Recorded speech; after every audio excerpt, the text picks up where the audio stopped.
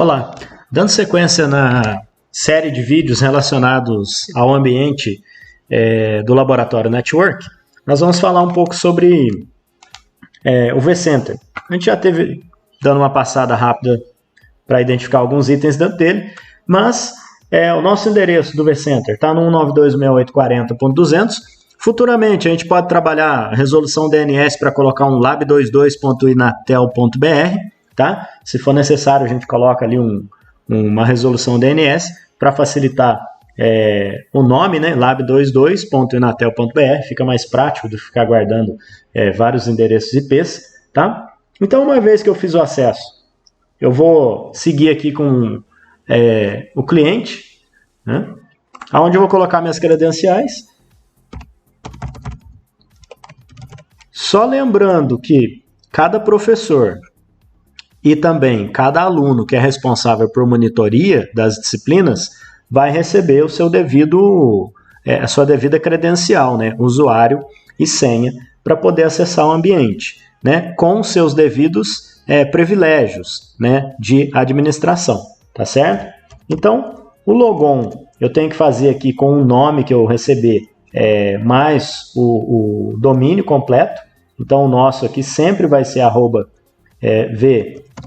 @vsphere.local, tá? Onde eu coloco a minha senha e efetuo o logon.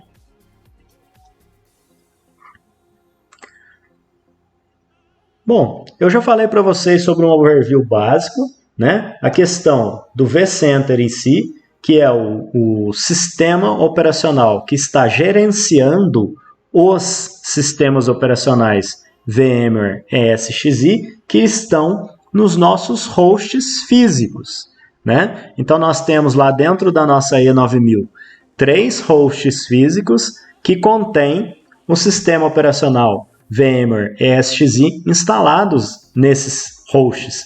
Então, o vCenter vem para nos auxiliar na criação de um data center virtual, que por sua vez, dentro desse data center virtual, nós vamos ter o quê?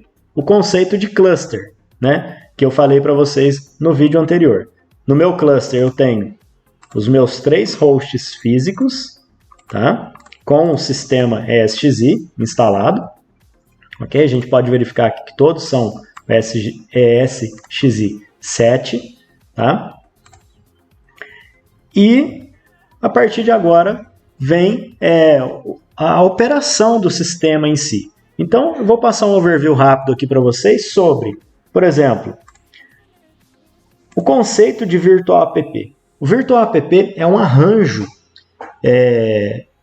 lógico que é criado dentro do cluster.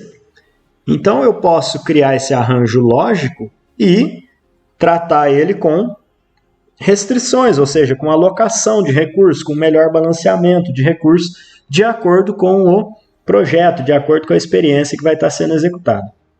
Mas no nosso ambiente do laboratório, por hora, como a gente está com uma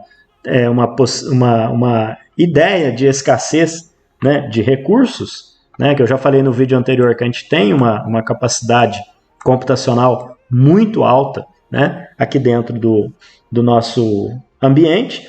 Então, o que aconteceu? Quando eu quero agrupar as minhas máquinas de forma organizada e aonde eu possa estar trabalhando a questão de gerenciamento pontual e centralizado de recursos, eu uso essa facilidade que é o Virtual App.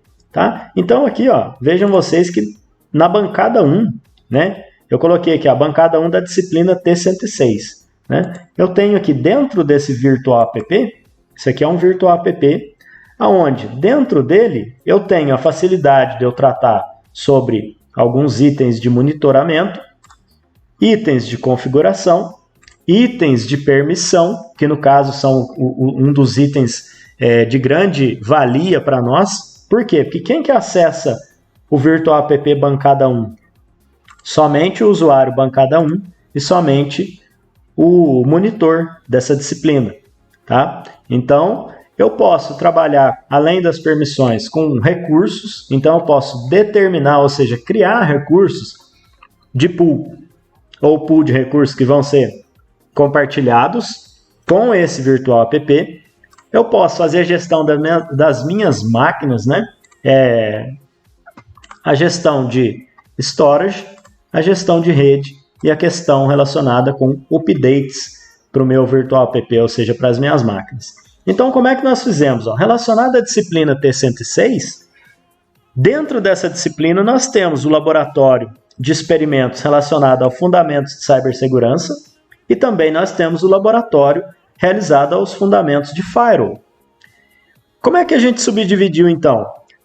Criamos um virtual app filho, né, para ancorar essa situação. Então, ou seja, o aluno ele vai acessar o bancada 1, por exemplo, e se ele estiver trabalhando com o caderno de experimentos de firewall, ele vai expandir aqui o virtual app dele de firewall, ele tem as máquinas, ou seja, as VMs relacionadas, certo?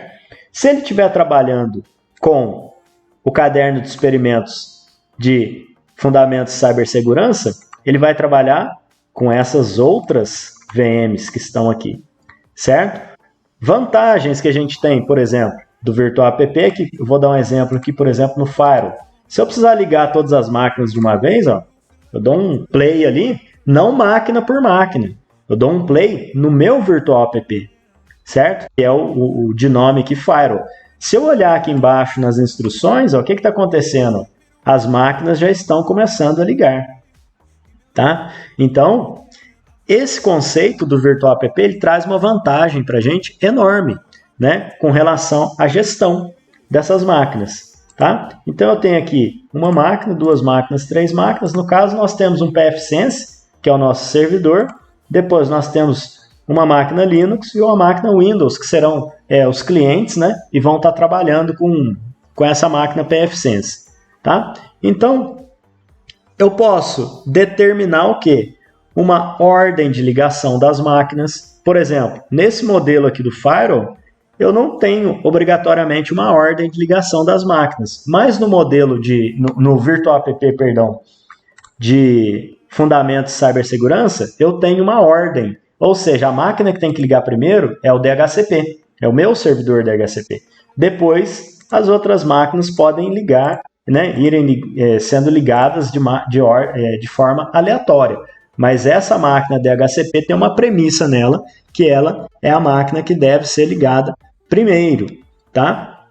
Então, dentre vários recursos que a gente tem de utilizar um virtual app, esse é um dos, né, de eu poder gerenciar a ligação das máquinas, de eu poder desligar, por exemplo, um virtual app, né? Eu vim aqui dar um power off no virtual app, né? De eu poder, por exemplo, clonar o virtual app, editar as configurações desse virtual app a nível de reservas, né? Se eu quiser fazer reservas de CPU, reserva de memória, se eu quiser, aqui a ordem de inicialização que eu falei para vocês, então eu marco a máquina, venho aqui, configuro, né?